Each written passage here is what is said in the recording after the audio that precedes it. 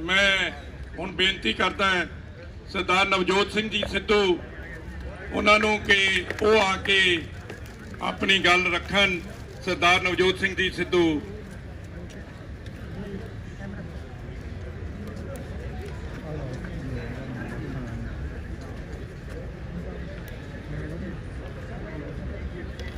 मानयोग chief minister साहब, मेरे साथी साहबान, बैंस साहब, खैरा साहब, थोड़ा खैर मकदम करना।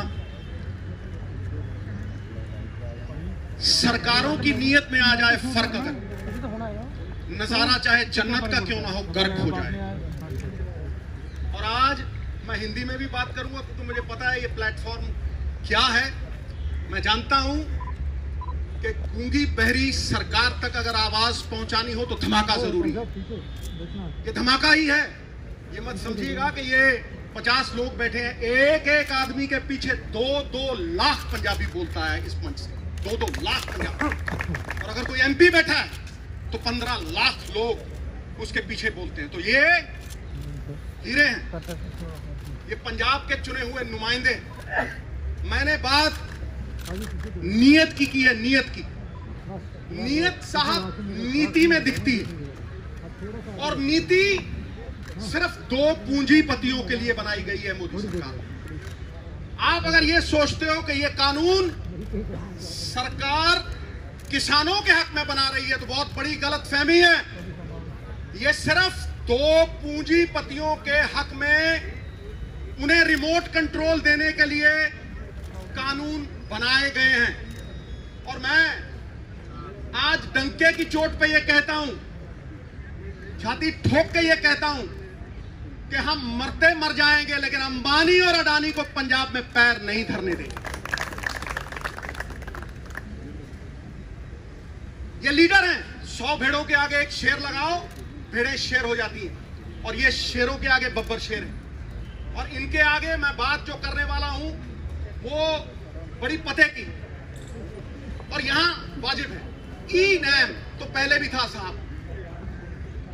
पहले भी ऑनलाइन ट्रेडिंग होती थी। आप मंडियों की बात करते हो, आप ये बात करते हो कि फ्री मार्केट होनी चाहिए, तो फिर ये कानून बनाने की क्यों जरूरत है?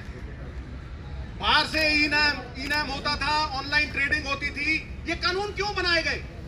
ये कानून इसलिए बनाए गए कि पंजाब के किसान के कानूनी अख्तियार, कानूनी अधिकार पूरी तरह से छीन लिए जाएं। मैंने आज तक कोई ऐसा कानून नहीं देखा जो किसान को कोर्ट में जाने से रोकता है। ये वो कानून बनाया है मोदी साहब ने काला, जिससे किसान अगर उसका कोई डिस्प्यूट होता है तो वो कोर्ट में नहीं जा सकता, नंबर 1। नंबर 2, वो एसडीएम के पास जाएगा या वो डीसी के पास जाएगा जिसका कंट्रोल सेंटर की सरकार के पास होगा। और ये चुने हुए नुमाइंदे, ये रेस जिताने वाले घोड़े दर्शनी घोड़े बना दिए जाएंगे। इन चुने हुए नुमाइंदों को नकारा कर दिया जाएगा।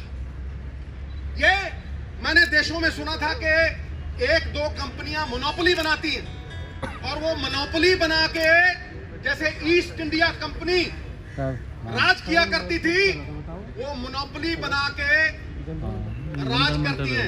ये वही हो रहा है। ये रिमोट कंट्रोल ये गोरे अंग्रेजों के हाथ में नहीं, ये काले अंग्रेजों के हाथ में दिया जा रहा है। और ईस्ट इंडिया कंपनी की तरह ये पूरे का पूरा कंट्रोल हमें कठपुतलियां बनाने के लिए अंबानी और अडानी के हाथ में देने की ये साजिश है। उसका प्रमाण है 17 लाख करोड़ रुपए के एनपीए हैं, बैंकों को लुटा दिया। 17 लाख करोड़ रुपए के एनपीए आपने सारे बैंक लुटा दिए, किसी एक पे कार्रवाई हुई? पिछले से पिछले साल 5 लाख करोड़ रुपया आपने टैक्सों का छोड़ा। इन बड़े बड़े कॉर्पोरेट्स को वो जब पैसे छोड़ते हो टैक्सों के 5-5 लाख करोड़ रुपए, तो आप कहते हो इंसेंटिव, और गरीब किसान को अगर 4 पैसे देते हो तो उसको कहते हो सब्सिडी। वाह वाह, 17 लाख करोड़ के एनपीए। पूछिए मोदी सरकार से क्या जवाबदेही बनाया किसी को? 5 लाख करोड़ रुपए के रेवेन्यूज फोरगॉन बजट में आते हैं। ये तिवारी साहब बैठे हैं, एमपी साहबान बैठे हैं, रेवेन्यूज फोरगॉन। वो रेवेन्यूज फोरगॉन आप छोड़ते हो, वो इंसेंटिव। और किसान की जो बनी बनाई इनकम थी, किसान क्यों डरा हुआ है? किसान इसलिए डरा हुआ है कि उसकी लागत बढ़ रही है, उसके खर्चे बढ़ रहे हैं, पेस्टिसाइड के ऊपर खर्चे बढ़ रहे हैं, पेट्रोल की कीमत बढ़ रही है। लेकिन जो उसकी अशोर्ड इनकम थी, आज मोदी सरकार वो अशोर्ड इनकम को छीन रही है। पॉइंट नंबर 2, ये पहला था। Point number 2, this is an attack on the federal structure of India. ये हमारे संघीय ढांचे के ऊपर एक अटैक है। It impinges and impedes on the spirit of the constitution. ये कॉन्स्टिट्यूशन की स्पिरिट पे, हमारी आत्मा पे ये आघात है। हर स्टेट के अलग अलग मसले हैं, हर एक स्टेट के अलग अलग मसले हैं साहब। इसीलिए उन अलग अलग मसलों को सुलझाने के लिए वहां की सरकारों का चयन होता है। ये कहां का इंसाफ है कि एक चीफ मिनिस्टर और उसके सारे चुने हुए नुमाइंदे, ऑपोजिशन वगैरह सारी इकट्ठी, तुम एक स्टेट के चुने हुए नुमाइंदों की आवाज को दबा रहे हो और उसके 70% किसान उनकी आवाज को दबा रहे हो। It is an attack on our federal structure. Federal structure पे ये जो अटैक है, इसके बारे में मैं पूरी तरह से पुरजोर विरोध करता हूं। और प्रियम्बल में एक वर्ड आता है फ्रेटर्निटी। फ्रेटर्निटी का क्या मतलब? फ्रेटर्निटी का मतलब है कि हम आपसी भाईचारे में बंधे हुए हैं, हम पारिवारिक साझ में बंधे हुए हैं। और वो यूनिटी इन डाइवर्सिटी, हमारी भाषाएं अलग हैं, हमारी भाषाएं अलग हैं, हमारा कल्चर अलग है, लेकिन फिर भी हम एक हैं।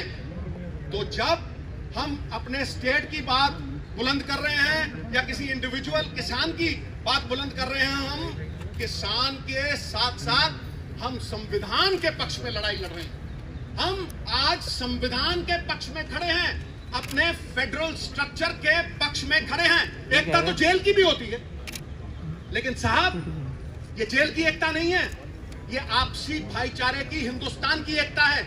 ये यूनिटी इन डाइवर्सिटी है और वो संजीदगी से लेने वाली बात है। जो लोग, और मैं प्राइम मिनिस्टर साहब को कह रहा हूं, जो लोग वन नेशन वन मार्केट की बात करते हैं, वो पंजाब के चुने हुए नुमाइंदों की और एक चीफ मिनिस्टर की आवाज को दबा रहे हैं और कुचल रहे हैं। ये हम कभी बर्दाश्त नहीं।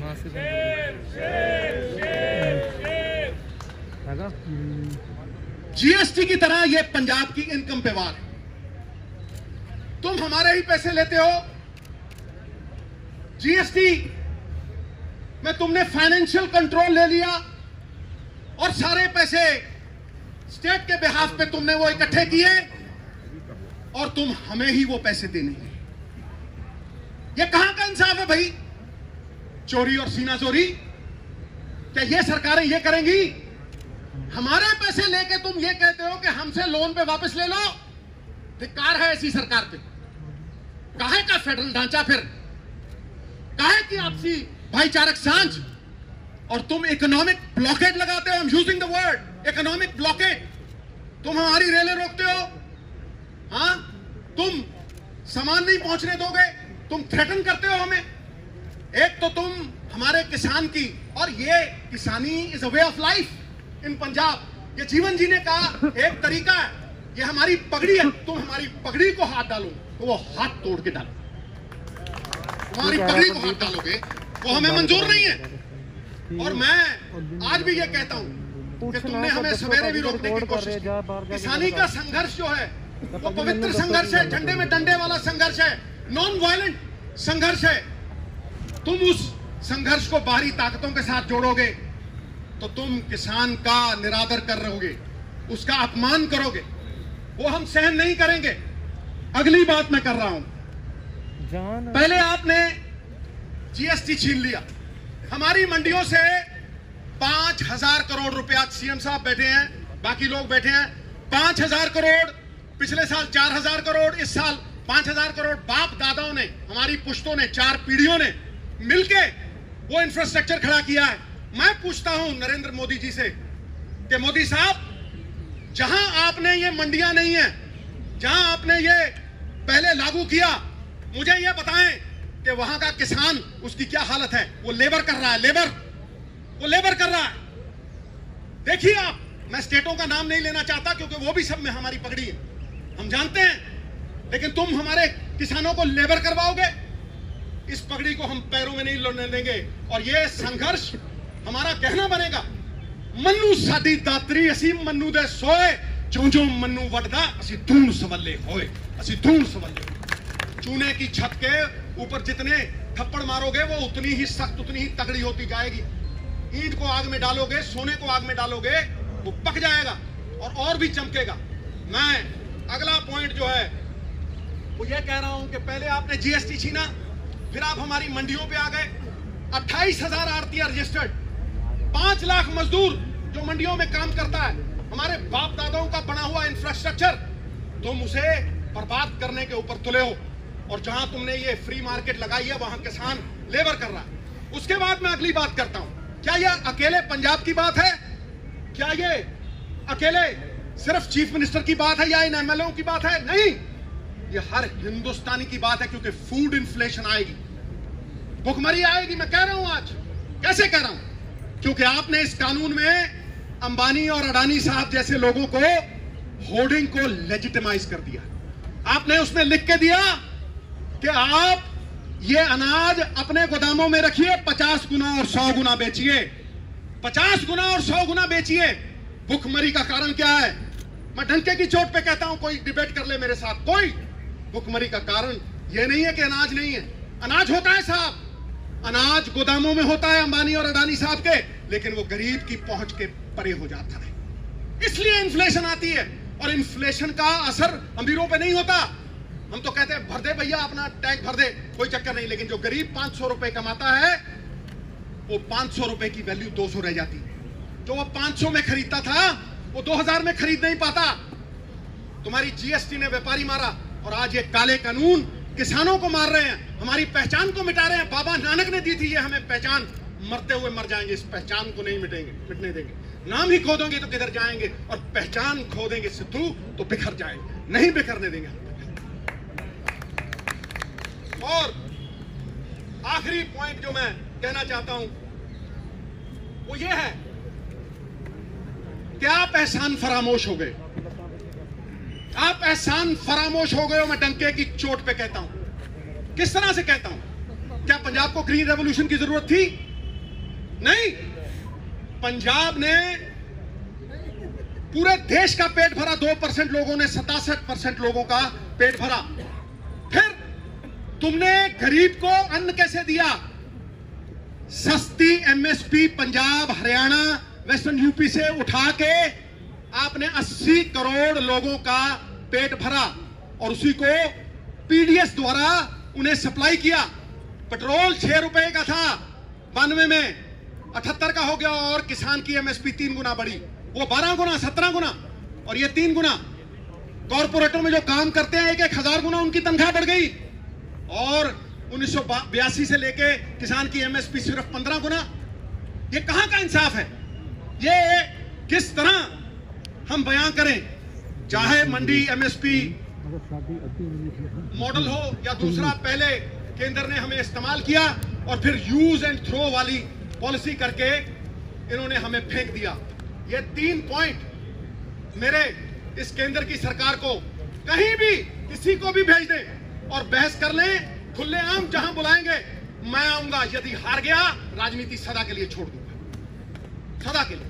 मैं डंके की चोट पे कहता हूं, उन्हें यह फिक्र है, आखिर में ये मैं शेयर करके फिर सीएम साहब के हवाले स्टेज करता हूं, उन्हें यह फिक्र है हरदम, नई तर्जे जफा क्या है? तर्जे जफा होती है जुल्म। उन्हें यह फिक्र है हरदम, नई तर्जे जफा क्या है? हमें भी शौक है, देखें सितम की इंतहा क्या है, हमें भी शौक है, देखें सितम की इंतहा क्या है। गुनाहगारों में शामिल हैं वो लोग जिन्होंने ग्रीन रेवोल्यूशन, व्हाइट रेवोल्यूशन अशरन की, गुनाहगारों में शामिल हैं, गुनाहों से नहीं वाकिफ। अरे सितम करते हैं वो, खुदा जाने खता क्या है। बात खत्म।